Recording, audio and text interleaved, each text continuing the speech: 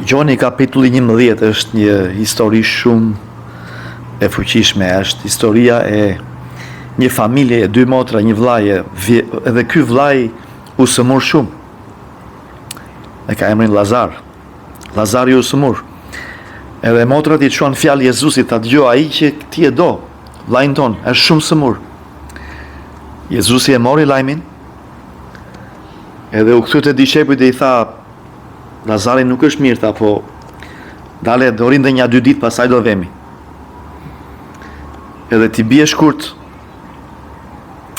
Lazari vdiq.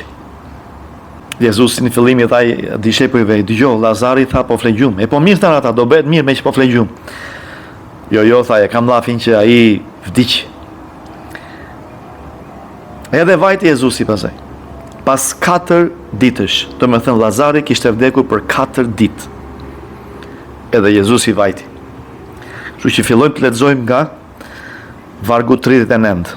Tani Jezusi është përpara varrit, aty ku ka qenë shpella që e kishin varrosur. Jezusi tha, hiqni gurin, kjo ka rëndësi. Hiqni gurin.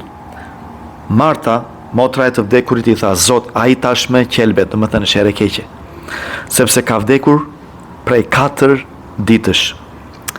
Jezusi i tha, a nuk të thash se po të besosh, do të shohësh lavdinë e Perëndis. Atëherë ata e hoqën gurin prej vendit ku ishte shtrir i vdekuri, dhe Jezusi ngriti syt lart dhe tha, o atë, të falenderoj që më ke dëgjuar. Unë e dija mirë se ti gjithnjë më dëgjon, por i kam thënë këto që turmën që është përreth, për turmën që është përreth, që të besojnë se ti më ke dërguar. 43. Dhe mbasi tha këto, thiri me zë të lartë, Lazar, eja jashtë. Atëherë i vdekuri doli me duart e kem të lidhura me rripa pëlhure dhe me fytyrën të mbështjell në një ris. Jezusi u tha atyre, zgjidheni dhe lëreni të shkoj. Atëherë shumë nga judenjt që kishin ardhur te Maria dhe kishin parë gjithçka që kishte bërë Jezusi, besuan në të. Shumë besuan në të.